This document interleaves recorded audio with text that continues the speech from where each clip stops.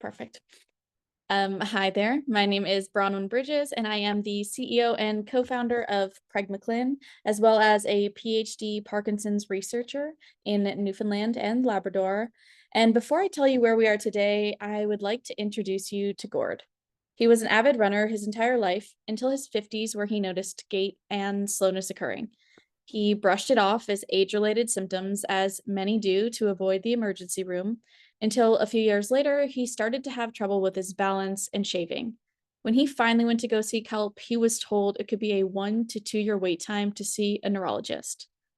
For those who are not as familiar with Parkinson's disease specifically, most people attribute it to the tremor, which we see in the limbs, or the slowness that can occur, balance issues causing instability and falls, or speech impairments that cause a lowering of the voice volume as well as ability to form words. We also, though, need to understand that before those motor symptoms actually become present, a lot of the time for several years prior, these people have been struggling with sleep impairments, depression, or loss of cognitive function, but typically don't attribute it to being Parkinson's until they see those motor symptoms. Well, Gord is now one of the 10 million people who have been subjectively diagnosed with Parkinson's disease and is only seen once a year for a 30-minute follow-up. And like many others, Gord also does not have access to a movement disorder specialist, meaning that he's receiving less than optimal care and introductions to new treatments as they become available. So at PragmaClin, we've created PRIMS. It's a clinical decision support tool that can provide real-time motion capture assessments from within the clinic. What this means is that a person with Parkinson's is able to stand in front of our system and be guided through a series of animations, demo videos, voiceovers, and text as they choose through the series of clinical examinations. Let there be light. Through this, we also are then able to gather that data as they're collecting the motor assessments and in real time can provide the scores. These are able to show comprehensive, accessible data and notifications for patients, caregivers, other stakeholders, as well as be alerted to rapidly changing symptoms through the AI algorithms on our red flagged symptoms checker. With this, the data then can provide better insights on how to titrate medications, adjust physical therapy, but also have the clinicians who are seeing them less frequently understand how they're progressing.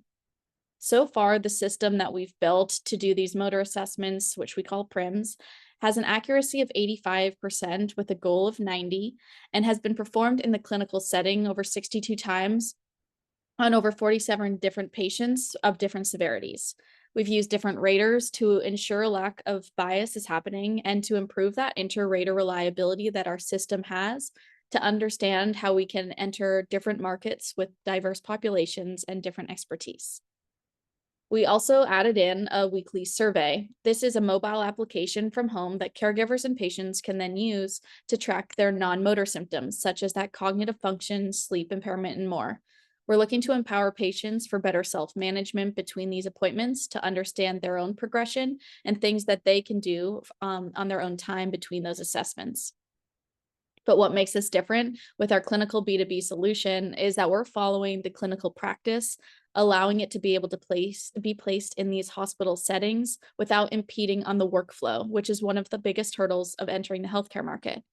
Because we follow the clinical flow, there's an ease of use for both the clinician and the reporting, but also for the patient standing in front of the system who does not have to attach anything to the body and just stands in front of the cameras to complete the assessment.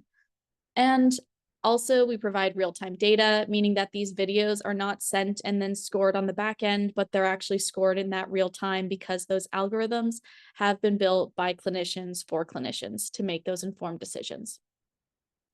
So far, we've continued on our IP strategy through support from government funding to file trademarks on our system and our company name PragmaClin, but as well complete our invention mining, freedom to operates, our filing our provisional patent, and to continue on with our PCT this fall as our 1 year anniversary comes up.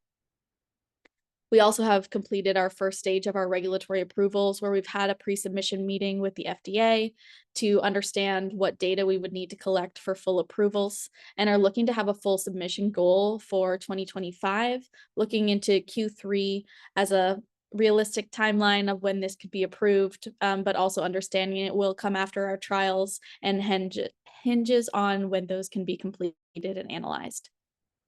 Our business model is selling B2B, making us different than those competitors, as I mentioned. But because of this, we can sell to hospitals as well as private movement disorder clinics, and a value proposition down the road to pharmaceutical companies who are completing phase 3 clinical trials on new drug discovery and need that objective data to pass through regulatory hurdles by reducing as well the cost that they're currently paying these clinicians to do the lengthy subjective assessments.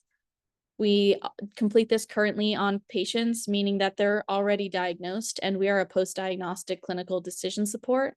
But we do see a place in which this could become a pre-screening tool or an assessment for those who are inquisitive about whether they had it in their family genes and would like to continue testing over time. We also house all of the data and the IP within PragmaClin, so we can monetize on our database later on and provide insights as well across the globe in a space that's incredibly fragmented. We see our pathway in 3 different ways. One of them being that they already have a neurology appointment, they're going in, they're getting triaged with our system, and this is improving the accuracy and efficiencies for those clinics.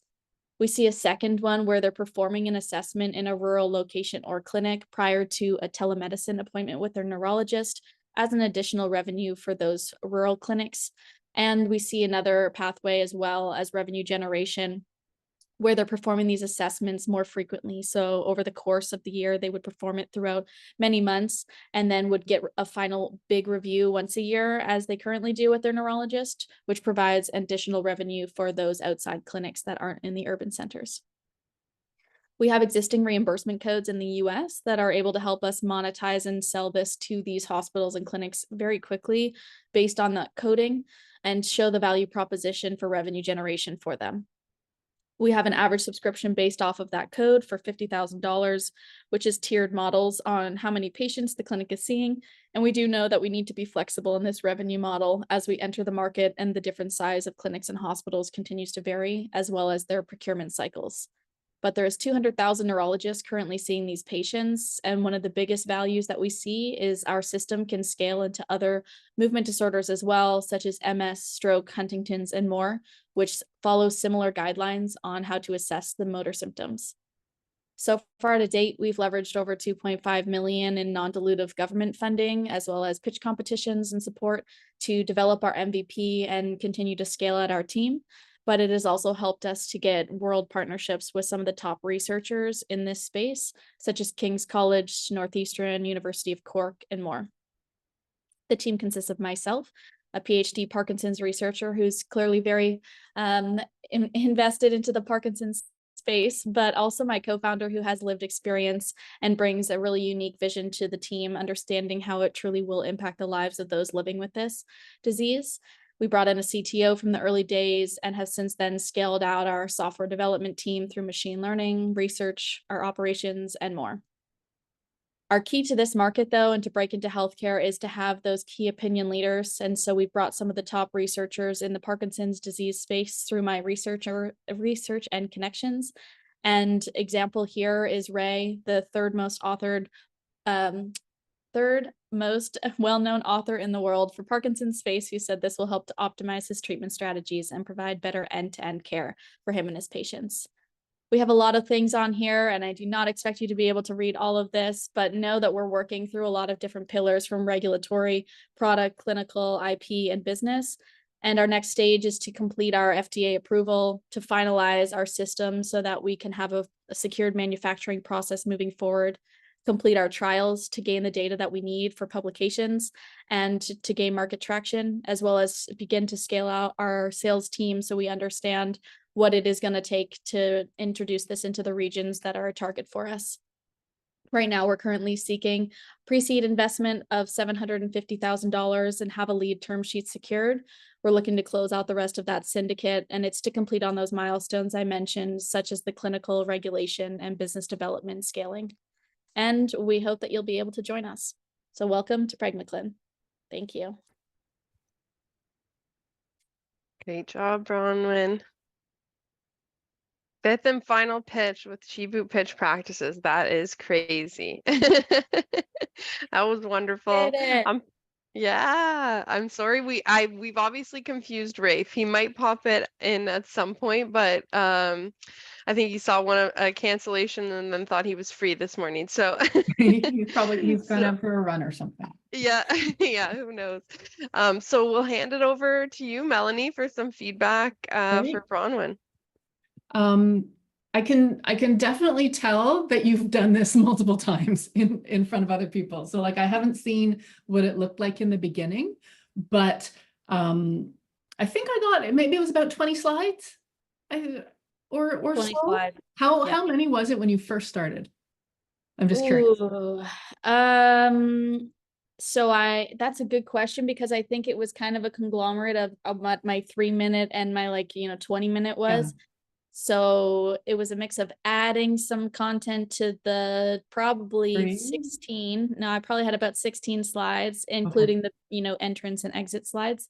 And then on the other one, yeah, probably about 27, I would say, and cut some of that down. So it kind of went both ways. Okay, so got bigger and got smaller. Um, I found that kind of as you went through, a lot of the questions that I had were answered. And it was really great that your headings at the top of your slide are very clear, right? Because they kind of, I go through my checklist and you're like, oh, IP strategy, there it is. Regulatory, there it is. You had a brief aside about data storage at one point. I would maybe pull that a little bit closer to the front, just because we are looking at, patient data and things like that. So maybe like not necessarily something to say, but if someone's holding on to your pitch deck later and is reviewing it, because it's the kind of pitch deck where later, like I would want to go through your, I think it was your slide 18 where you had all the charts and what you're going to do in each of the quarters. I would need to look at that again. And so having a bit, like a bit more about the data storage on there. I'm curious to know Gord's age, and I don't know if that's just like because I'm a doctor, but when you started describing the case, it's like cases always start with, X-year-old male. But I think it would speak to the people listening about like, how old was he when these symptoms started coming? Because then we could compare it to like either ourselves or who we're going to be very soon down the road, or maybe, parents or things like that. Because often this does strike people, when they're very young and they think that they still have so many years left in their prime. So that might make kind of people feel a bit more that. You spoke about the unseen symptoms on your kind of symptom page, but didn't have it written down anywhere. But so I don't know if that should be on there or not. But I think those kind of unseen symptoms are important. Does your software address the unseen symptoms was kind of one of my questions. Yeah, through those self-reported surveys. Okay, so through the surveys that people can look at that. And then there was one slide in there, maybe slide 6. If you're looking to cut down there, I wasn't quite sure what it was all about. The things you were saying. I think probably the dashboard slide. There's one with like red flags. Yeah, the dashboard slide. Yeah. This one. Yeah, so I don't know if that one is as needed if you're looking to cut down. Right. Look at the text that you're saying there and see if it can go somewhere else. Yeah, this is cut actually. We just recently have cut that from like the 3-minute slide deck that I normally would have, and I've taken it out of there to save on some time sometimes. Yeah, I like on slide 5 that you had a photo of the product. That's good because it kind of gave me an idea like really close to the beginning of, okay, what actually is this? Is it something, is it a room? Is it a thing that I can put that's on wheels that I move around? And that gave me a good indication there. And I like that you have the patent right there on this page too, even though you do talk about your IP later. The slide 8, the survey at home self-management thing. Again, not sure if you totally need it if you're looking to cut down. That could be, weekly surveys from home as additional revenue. Maybe chat with people about, that as part of your business model. I'd be tempted to not be charging people for that. That's and right now it's all free. Yeah. But we also get pushback from investors, I think, that are like, why are you not monetizing? oh yeah, You know, you should try and make some money off of something. I'm like, that's yeah, more the doctor in me, I guess, yeah, than I the know. investor. Me too. And then I liked your comparison chart. I guess I don't have to go like super fast because we have no one else talking today but me. Yeah, I like the information on IP, regulatory. Your business model was pretty clear. So that was good. Was there though like more information about how much the subscription would be? I feel like it No, somewhere. it's just this here, the average subscription being 50, and then the CPT code or reimbursement code that we're using to build that up. But that's still definitely something we play with. And I say this, I think, on every call, is we don't have that solidified because every customer discovery call we do, they have a different answer about what they would pay and how they pay it. What they would pay. And slide 13, go to market. Like, so the pathways, that was reasonably clear. You're not alone anymore. Hello, Rafe. Gosh, sorry. I thought sorry, there was some email, broken telephone. I thought it was canceled. It was our fault. I should have followed up, Rafe. Sorry about that. Sorry, I just saw your message at 10:10 or whatever saying, "Oh, it's not canceled." So sorry. Okay, that's okay. But I've seen Bronwyn before. Mm-hmm. Yeah. Perfect. Yeah, So I know it's Melanie. great. Thank you. And it's probably greater now. Like it seemed, it was Oh, really I good. bet after all my feedback, yes. Yes, correct. Yeah, I guess I'm just like a bit more curious about, go to market and how much it's going to cost, how it's going to be paid for. Because that's always the issue with healthcare technology, right? Who's going to pay? And how much are they willing to pay in a public system versus a private system? Private. On the last feedback call, it was mentioned to not even talk about the Canadian market at all because yeah, we're tough. Yeah. And focus only on the US one, which is where this reimbursement code situation would fall.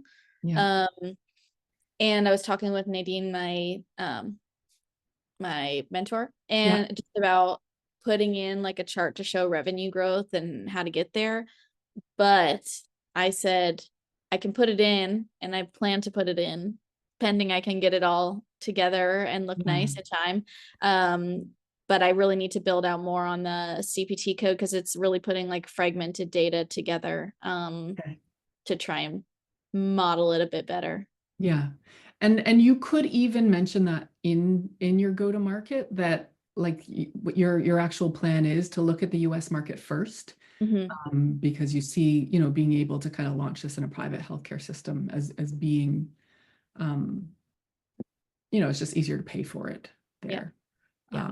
And that would, I think, quiet some of the questions that, kind of the Canadian investors would have as we're trying to figure out like who the heck's going to pay for this? Like there's no money in the system.